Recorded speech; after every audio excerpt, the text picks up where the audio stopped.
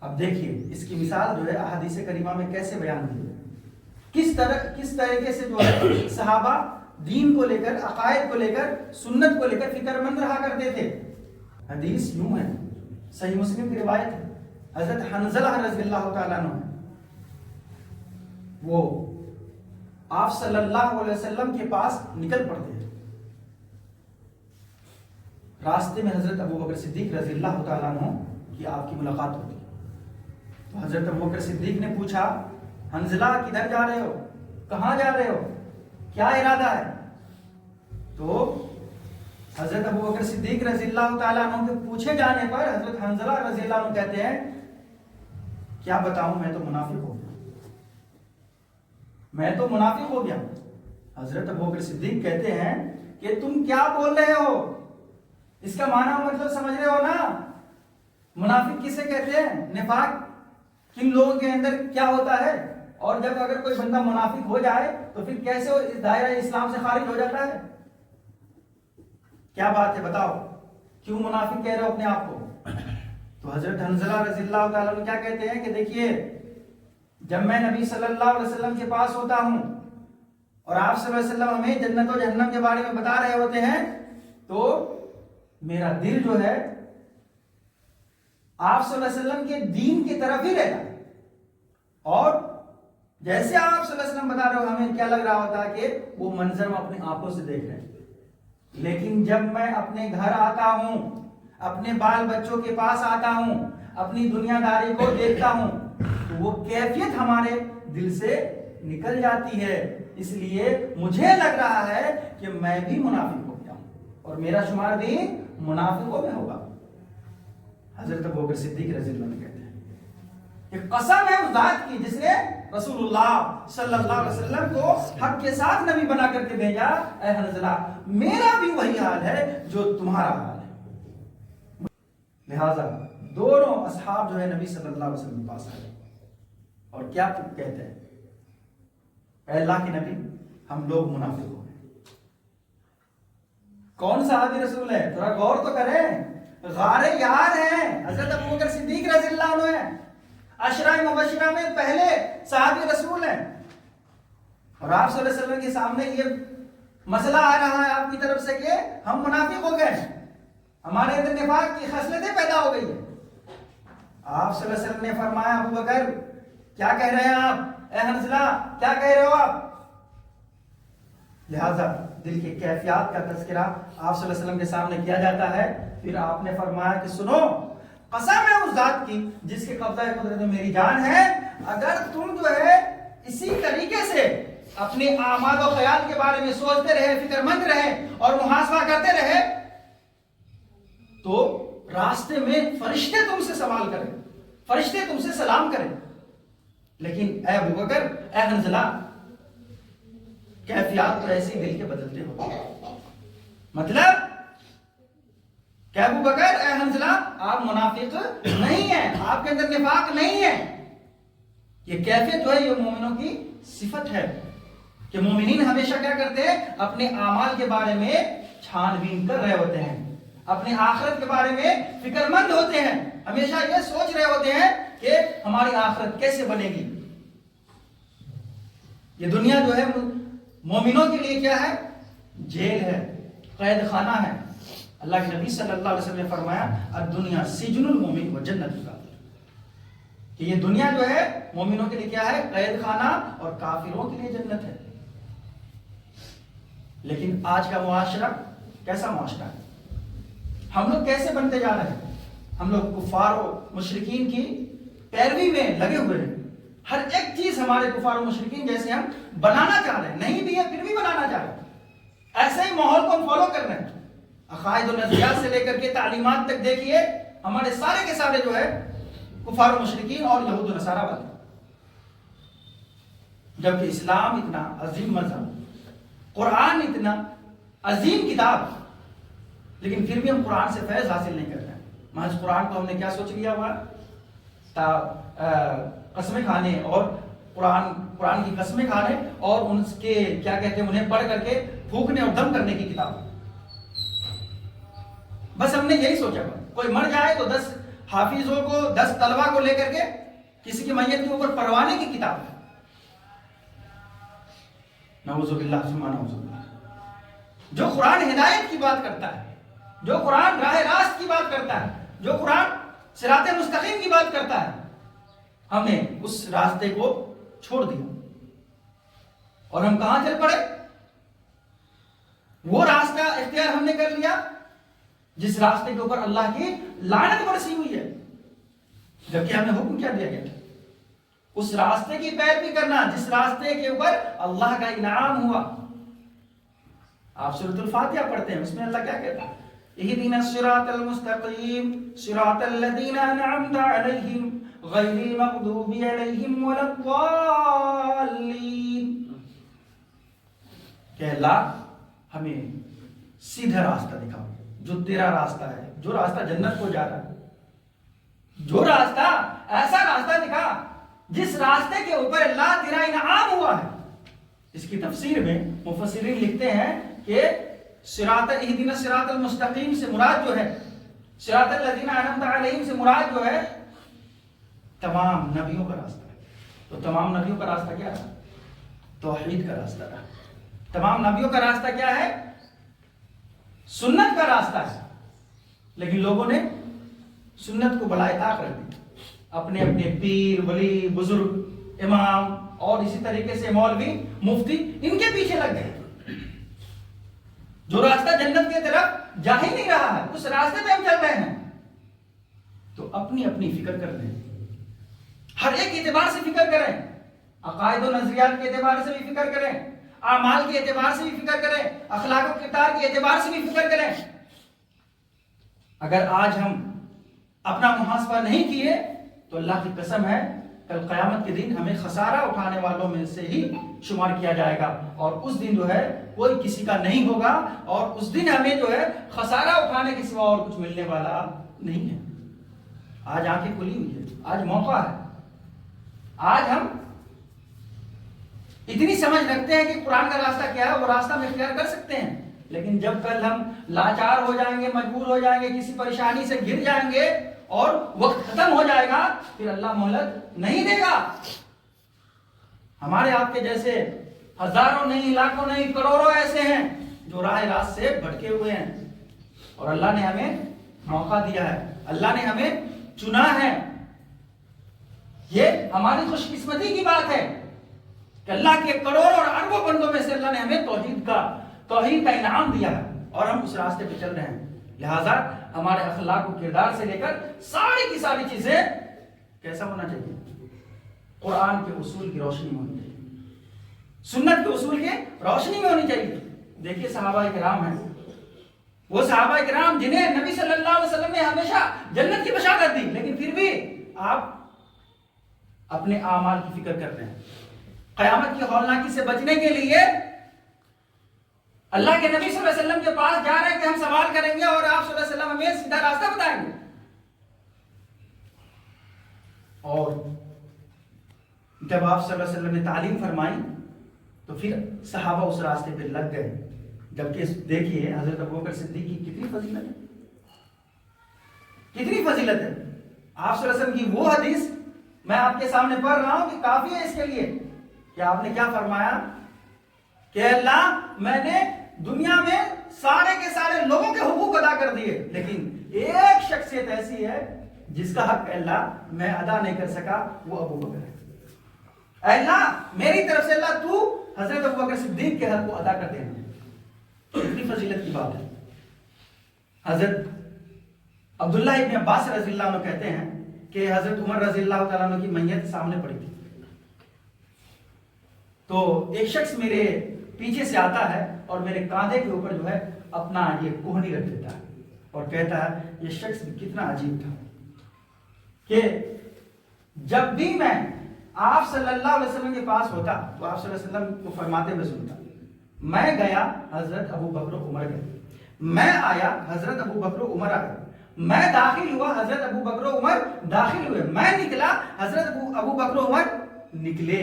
یعنی بارہا نبی صلی اللہ علیہ وسلم سے ان شخصیات کے بارے میں ہمیشہ سنا کرتا تھا، کتنی عظمت کے حامل ہے. لیکن ان کا حال دنیا میں کیسا رہا، وہ اپنے بارے میں کیا سوچتے رہے، اس کے اوپر غور و خوض کرنا ہے۔ حضرت عمر رضی اللہ تعالیٰ عنہ، دیکھیے انس بن مالک رضی اللہ عنہ بیان کر رہے ہیں کہ ایک مرتبہ میں حضرت عمر کے ساتھ تھا، جا رہا تھا، وہ ایک دیوار کے پیچھے گئے، اور دیوار کے پیچھے جانے کے بعد جو ہے وہ کیا کہتے ہیں، وہ کہتے ہیں عمر تم اپنے آپ کو خلیفہ مانتے ہو، تم اپنے آپ کو لوگوں کا امیر بتاتے ہو، تو یاد رکھو پوری ذمہ داری کے ساتھ جو ہے اللہ نے جو بھی حقوق ادا کرنے کو کہے ان کی پابندی کرو اور سب کے حقوق کو ادا کرو، اور اس چیز کا جائزہ لیتے رہو، ورنہ اللہ کے عذاب کو بھگتنے کے لیے تیار ہو۔ یہ کون کہہ رہا ہے؟ حضرت عمر فاروق رضی اللہ عنہ۔ سننے والے کون ہیں؟ حضرت انس بن مالک رضی اللہ عنہ۔ حضرت انس بن مالک رضی اللہ عنہ بھی کم فضیلت کے صحابی نہیں، 10 سال نبی صلی اللہ علیہ وسلم کی خدمت کی ہے، اور یہ حال تھا کس کا؟ حضرت عمر فاروق رضی اللہ عنہ۔ کیوں؟ اپنے بارے میں فکر کیا کرتے تھے کہ کہیں ایسا نہ ہو جائے کہ ہم سے کوئی چوک ہو جائے اور قیامت کے دن جو ہے ہمارے گریبان تھما جائے۔ اس لیے آج ہی جو بھی غلطیاں ہو گئی ہے، جو بھی کوتاہیاں ہو گئی ہے، جس میدان میں ہو گئی ہے، تو دنیا میں اس چیز کا ازالہ کر لیا جائے۔ تو یہ حالات تھے صحابہ کرام کے، بڑے بڑے صحابہ رسول کے، کہ وہ اپنے آپ کا جائزہ لیا کرتے تھے، وہ اپنے آپ کا محاسبہ کیا کرتے تھے۔ ہمیں بھی چاہیے کہ ہم اگر قرآن و سنت پر چلنے والے ہیں، اگر ہم توحید والے ہیں، ہم لوگ نبی کی سنت کو فروغ دینے والے ہیں، صحابہ کے طریقے کے اوپر چلنے کا دعوے دار ہیں، تو ہمیں بھی چاہیے کہ ہم بھی اپنے عقائد و نظریات سے لے کر کے اپنے اخلاق و کردار تک نبی اور صحابہ جیسے بنائیں، اور اپنے اعمال کا جائزہ لیتے رہیں۔ ہر آن جائزہ لیں، ہر آن جائزہ لیں۔ جس طریقے سے ہم اور آپ جو ہے دنیا داری کے معاملے میں دکان وغیرہ کرتے ہیں، تجارت و معاملات کرتے ہیں، تو دن بھر تجارت و معاملات تو کر لیتے ہیں، لیکن رات میں آ کر کے کیا کرتے ہیں؟ اس چیز کا جائزہ لیتے ہیں، کہاں کتنا گیا نہیں گیا، کہاں سے مال آیا، کہاں مال گیا، کہاں ادھار لگے، کہاں سے پیسے آئے، کہاں نہیں آئے، یہ ساری چیزوں کا جائزہ لیتے ہیں نا۔ اسی طریقے سے عقائد و نظریات کے بارے میں بھی ہمیں جائزہ لینا چاہیے، اپنے اعمال اور اخلاق و کردار کے بارے میں بھی ہمیں جائزہ لیتے رہنا چاہیے، تاکہ ہم سیدھے راستے کے اوپر ڈٹے رہیں۔ جو مورخین ہیں وہ لکھتے ہیں کہ جو لوگ اپنے آپ کا جائزہ لیتے ہیں انہیں ترقی سے کوئی نہیں روک سکتا، وہ تنزل کی طرف جا ہی نہیں سکتے۔ سوچنے کی بات ہے، غور و فکر کرنے کی بات ہے۔ مورخین کیا لکھ رہے ہیں کہ اگر کوئی شخص جو ہے ایسا ہے جس کے اندر یہ خصلت ہے کہ وہ اپنے آپ کا جائزہ لیتے ہیں، اپنا حساب کتاب کرتے ہیں، تو ایسے لوگوں کو ترقی کے مناظر طے کرنے سے کوئی نہیں روک سکتا۔ کیوں؟ اس لیے کہ انہیں جو اپنی خوبی اور خامی دونوں کا پتہ چل جاتا ہے۔ جی، تو اگر ہمیں قیامت کی ہولناکی سے بچنا ہے، اگر ہمیں اللہ کے عذاب سے بچنا ہے، اگر ہمیں جنت الفردوس میں داخل ہونا ہے، اگر ہمیں اللہ کے نبی صلی اللہ علیہ وسلم کے ہاتھ سے پانی پینا ہے، حوض کوثر پانا ہے، تو پھر اور پل صراط کے اوپر جو ہے امن و امان کے ساتھ گزرنا ہے، تو ہمیں کیا چاہیے؟ اپنے آپ کا جائزہ لیں، اپنے عقائد و نظریات اور اعمال کا، اخلاق و کردار کا جائزہ لیتے رہیں۔ تو قرآن میں کیا آیا؟ اسی لیے آیا یا ایھا الذین آمنوا اتقوا اللہ ولتنظر نفس ما قدمت لغد واتقوا اللہ ان اللہ خبیر بما تعملون۔ ایمان والو، اللہ سے ڈر جاؤ، اور تم میں سے ہر شخص جو ہے اپنے آپ کا جائزہ لے لے، اپنے آپ کا حساب و کتاب دیکھ لے، اپنے گریبان میں جھانک لے، اور اللہ سے ڈرتے رہے، یہاں تک کہ یاد رکھو کہ اللہ رب العالمین کی تمہارے اوپر برابر نظر ہے۔ تم کیا کر رہے ہو، رات کے اندھیرے میں کیا کر رہے ہو وہ بھی اللہ جان رہا ہے، دن کے اجالے میں کیا کر رہے ہو وہ بھی اللہ جان رہا ہے، مجمع میں کیا کر رہے ہو وہ بھی اللہ جان رہا ہے، اور اکیلے میں کیا کرتے ہو وہ بھی اللہ جان رہا ہے۔ واللہ علیم بذات الصدور، اور اللہ رب العالمین تو دلوں کے بھیدوں کو بھی جاننے والا ہے، دل میں کیا چل رہا ہے، دل میں کیا خواہشات پیدا ہونے والے ہیں، اللہ ساری چیزوں سے واقف ہے. اس لیے کوئی یہ نہ سمجھے کہ ہم نے رات کے اندھیرے میں ایسا کر لیا تو لہذا کوئی نہیں دیکھا اور وہ مسئلہ ہوا. ابھی ایسا ہی چل رہا ہے. لوگ جو ہے اپنے رشتہ داران اور دوستوں احباب سے ہی غیرت کھاتے ہیں اور ڈرتے ہیں، اور اگر لوگوں کے رشتہ داران نہ ہو، ان کے جاننے پہچاننے والے لوگ نہ ہو تو کھلے عام جو ہے برائی میں ملوث ہو جاتے ہیں. یاد رکھیں ایسے لوگ کہ کوئی دیکھے نہ دیکھے خدا تو سب دیکھتا ہے. اس لیے اللہ سے ڈریں اور اپنا جائزہ لیں. جو بھی کمیاں کوتاہیاں غلطیاں ہو گئی ہے تو ہم ابن آدم ہیں، ہم سے غلطیاں ہوں گی. ہم ابن آدم ہیں، ہم سے غلطیاں ہوں گی، کوتاہیاں ہوں گی. ہم کوئی فرشتہ نہیں ہے کہ ہم سے غلطیاں ہونی نہیں ہیں. ہم ابن آدم ہیں تو ابن آدم سے غلطیاں ہوں گی. تو اللہ کے نبی نے اس کا بھی طریقہ بتایا. کیا طریقہ؟ کل بنی آدم خطاؤون وخیر الخطائین التوابون. حدیث ہے. اللہ کے نبی نے فرمایا تمام بنی آدم کیا ہے؟ خطا کار، گناہ گار، غلطیاں ہوتی ہیں، لیکن سب سے بہتر خطا کار گناہ گار وہ لوگ ہیں جو اپنی غلطیوں سے باز آ جاتے ہیں، جو اپنی غلطیوں سے توبہ کر لیتے ہیں، اللہ کی طرف رجوع کر لیتے ہیں. سب سے بہتر وہ لوگ. تو یاد رکھیں اپنی اپنی تمام کی تمام غلطیوں سے انشاءاللہ رب العالمین توبہ استغفار کرتے ہیں. اگر کہیں عقائد و نظریات میں غلطی ہے ان کی بھی اصلاح کر لیں. اگر کہیں عقائد و نظریات تو صحیح ہے لیکن اعمال میں کوتاہیاں ہیں، اخلاق و کردار میں کچھ کمیاں ہیں تو اسے بھی دور کر لیں، تاکہ کل قیامت کے دن جو ہے ہمیں افسوس کا معاملہ اور افسوس کا ماحول نہ دیکھنے پڑے. وہ دن قیامت کا دن ہوگا، وہ ایسا ماحول ہوگا کہ جس دن کوئی کسی کا نہیں ہوگا. لا تجزی نفس عن نفس شیئا. اس دن کوئی نفس کسی نفس کے بارے میں ذرہ برابر بھی کسی کی کفایت، کسی کے لیے کفایت نہیں کرے گا. کوئی نفس نہیں. آپ کا سب سے سگا رشتہ دار کون ہے؟ باپ ہے. وہ سگے رشتہ دار ہے نا. کیا باپ ہوں گے آپ کے لیے کھڑے ہوں گے؟ نہیں. بھائی ہے نا کھڑے ہوں گے؟ نہیں. ماں ہے نا کھڑی ہوں گی؟ نہیں. بہن ہے کھڑی ہوں گی؟ نہیں. سب سے زیادہ محبت آپ بیوی سے کرتے ہیں، کھڑی ہوں گی؟ نہیں. اولاد کھڑی ہوں گی؟ نہیں. قرآن کیا کہہ رہا؟ اتنا صاف اعلان کر رہا ہے. یوم یفر المرء من اخیہ وامہ وابیہ وصاحبتہ وبنیہ لکل امرئ منہم یومئذ شأن یغنیہ. قرآن بے باقی توحید اعلان کر رہا ہے کہ دیکھو اس دن کوئی کسی کا نہیں ہوگا. نہ باپ بیٹے کا ہوگا، نہ ہی بیٹی ماں کی ہوگی.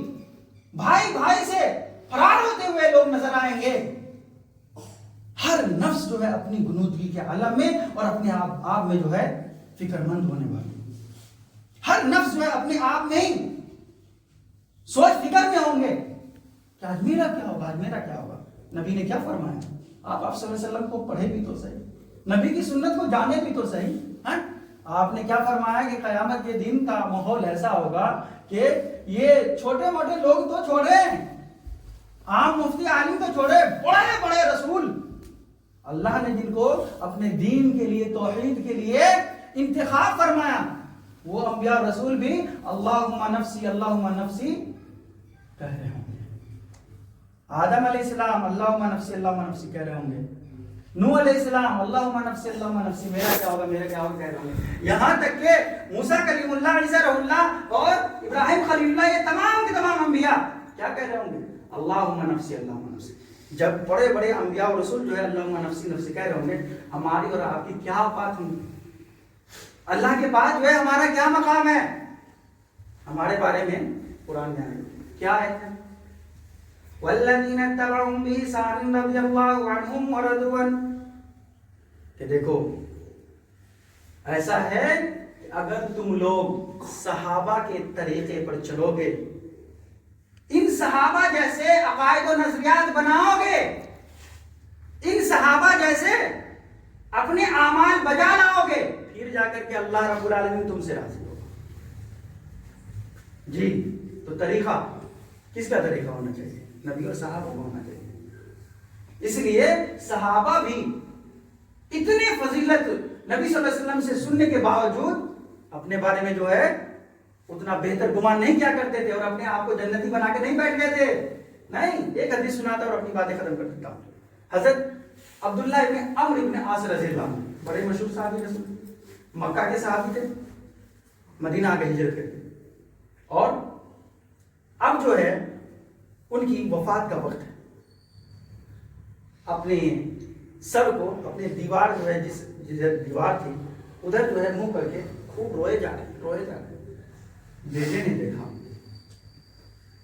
بیٹے کو رہا نہیں گیا, کہا ابو جان آپ کیوں رو رہے ہیں, کیا وجہ ہے, کیوں رو رہے ہیں, ارے کیا تکلیف ہے بتاؤ تو صحیح, کس چیز کی خدمت میں ہم سے کمی رہ گئی بتائیے تو صحیح. تو حضرت عبداللہ ابن عمرو ابن عاص رضی اللہ عنہ کہتے ہیں, بیٹے تم نہیں جانتے میرے دل کے اوپر کیا گزر رہا. میرے 3 ایسے ادوار گزرے ہیں کہ میں اپنے ان ادوار کو سوچ کر کے رو رہا ہوں. پہلا دور وہ ہے کہ میں جو ہے کافر و مشرک تھا, اور کفر و شرک میں جو ہے اس طرح ملوث تھا کہ نعوذ باللہ اگر میں اس وقت جو ہے نبی کو پاتا تو نعوذ باللہ میں قتل کر دیتا, اور جیسے ہی میں قتل کرتا تو پھر جو ہے میں چونکہ اللہ کے نبی کا قاتل ہوتا تو میری بخشش کبھی نہیں ہوتا اور میں ڈائریکٹ واصل جہنم ہو جاتا. ایک وہ دور تھا, اور ایک وہ دور ہے کہ میرے دل میں سب سے زیادہ محبت رسول اللہ صلی اللہ علیہ وسلم, اور ایک وہ دور ہے جس دور پہ میں رو رہا ہوں, ایک وہ دور ہے کہ مجھ سے جو ہے اس دور میں کچھ اچھے کام بھی ہوئے, کچھ برے کام بھی ہوئے. مجھے نہیں معلوم کہ میرے تیسرے دور کو لے کر کے اللہ رب العالمین قیامت کے دن میرے ساتھ کیا کرے.